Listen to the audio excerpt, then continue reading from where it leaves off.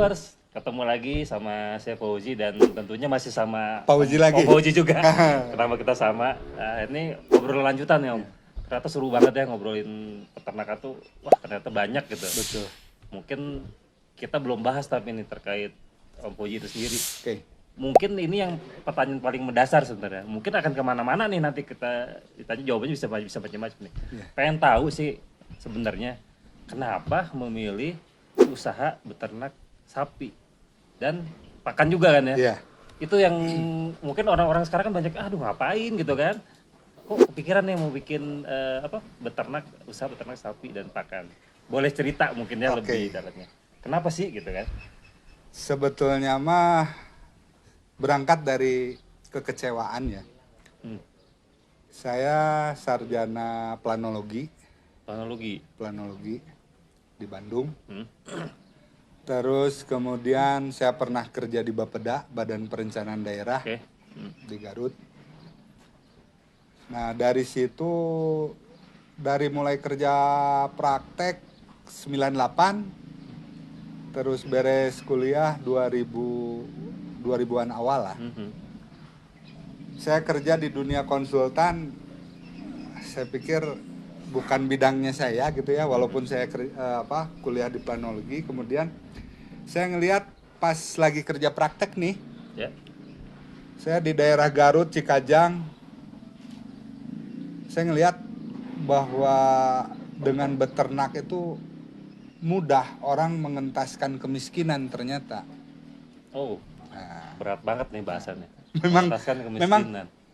Memang waktu itu saya risau dengan saya kebetulan planologi desa ya, jadi saya terbiasa mencari potensi masalah yang ada di satu wilayah dengan pola pendekatan potensi dasar dari wilayah tersebut.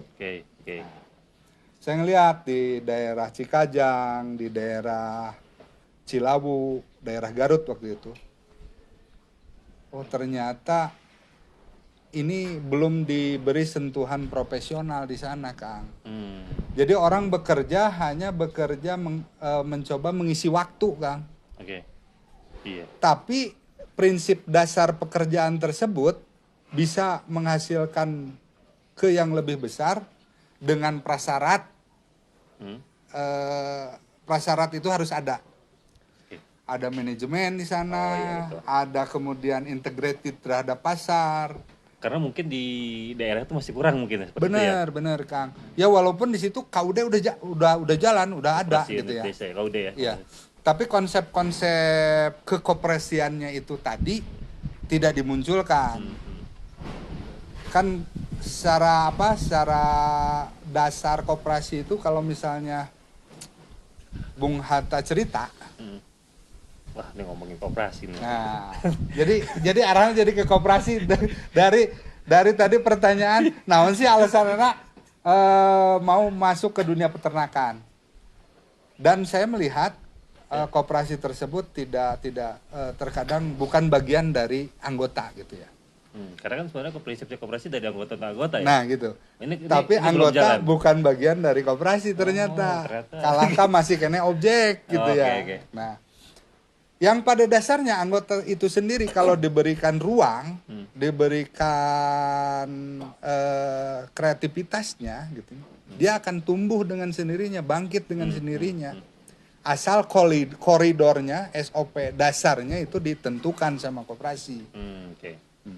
Nah, lari lagi kenapa saya lari ke dunia peternakan ini, khususnya sapi.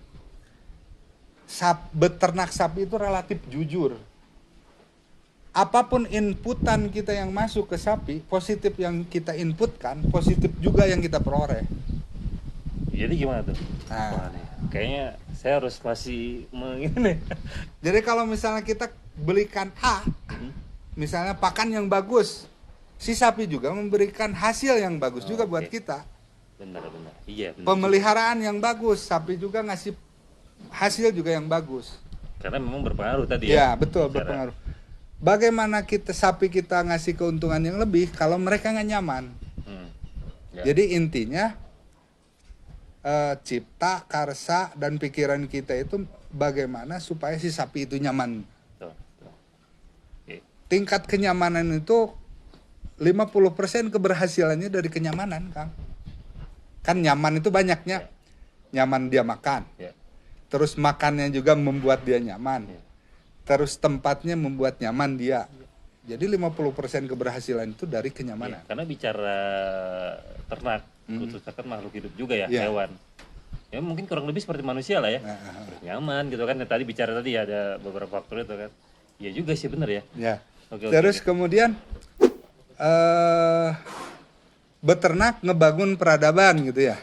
Nah, Nah, gini ya.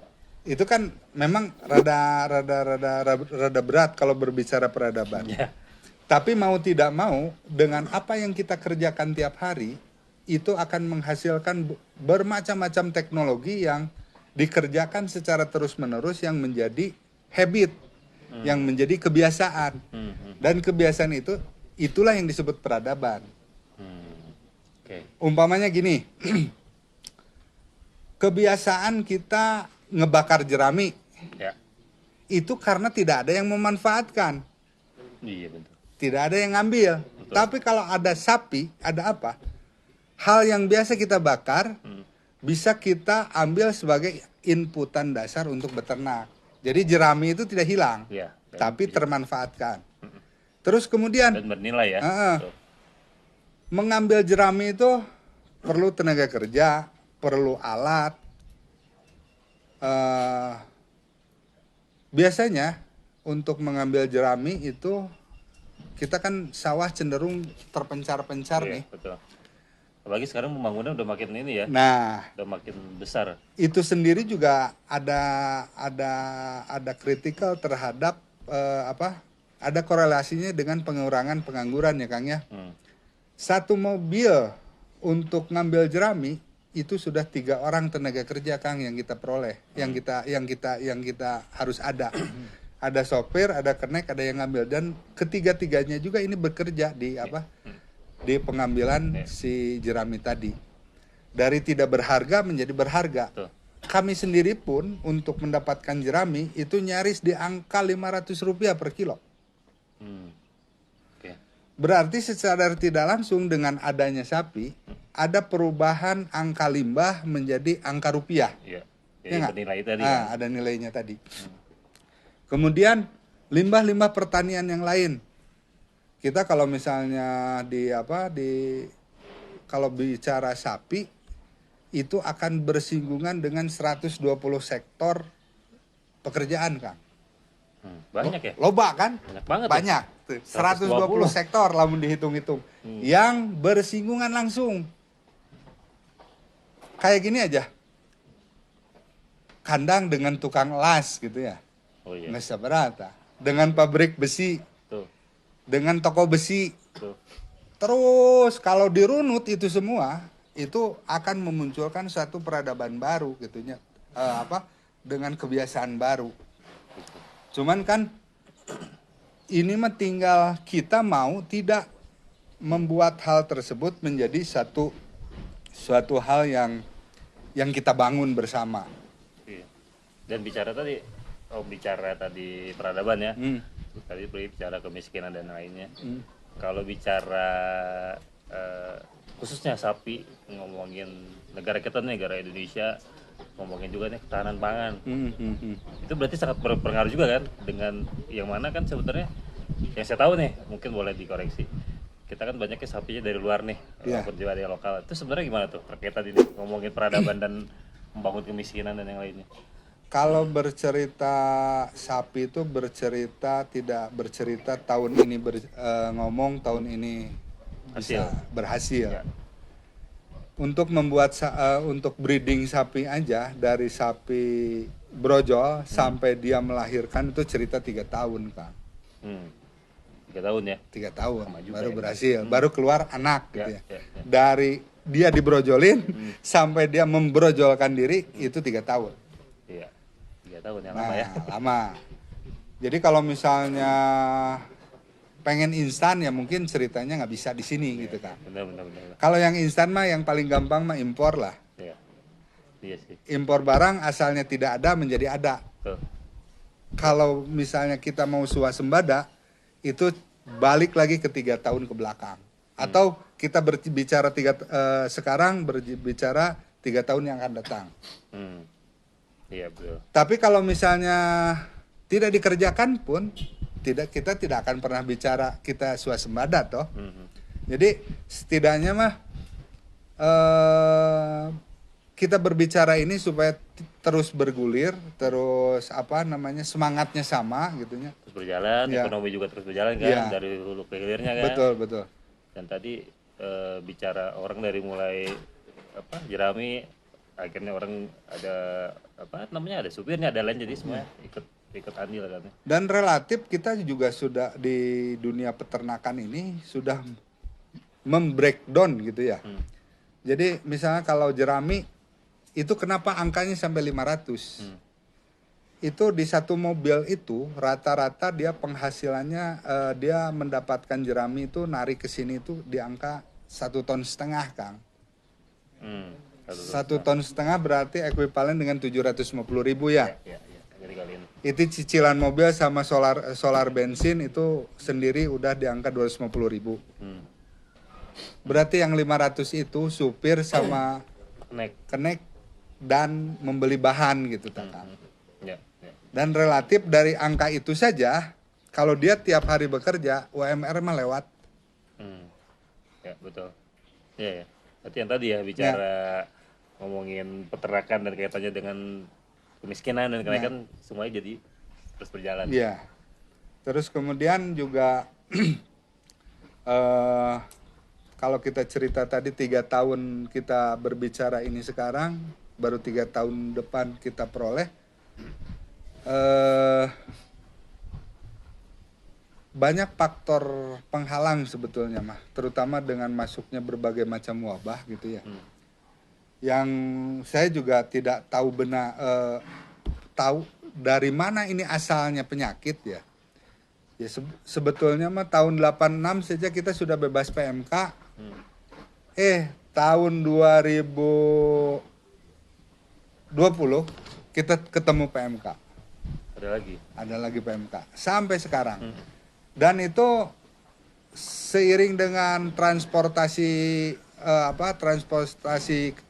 ternak jalan, itu si penyakit itu lebih mudah untuk menyebar gitu kan. Kalau tidak ada political will untuk menyelesaikan masalah itu ya kayaknya mah kita hanya menjadi penonton gitu Kang. Iya betul. Tapi ya berarti bicara tadi ngomongin beternak membangun peradaban, mungkin dari Om Fauzi berarti bicara dari pengalaman dulu kerja dan akhirnya berpikir bahwa beternak ini tadi kan karena sangat membantu ya banyak orang gitu kan, memberantas kemiskinan dan mungkin itu berarti ya poin itu ya. Kalau dulu mah 3 tahun ke belakang kita jarang-jarang ada beli jerami Kang. Tapi dengan adanya sekarang, dengan sekarang ini pola peternakan masif seperti ini, kita bisa beli jerami gitu. Iya berarti kan tadi ya dengan peradaban robah kan. Rubah dengan adanya pola yang berbeda gitu kan. Akhirnya jerami bisa masuk gitu kan, tadi jadi bisa menghidupi yang lain itu. Atau yang paling mudah begini, dulu jarang-jarang orang nanam rumput gitu kan.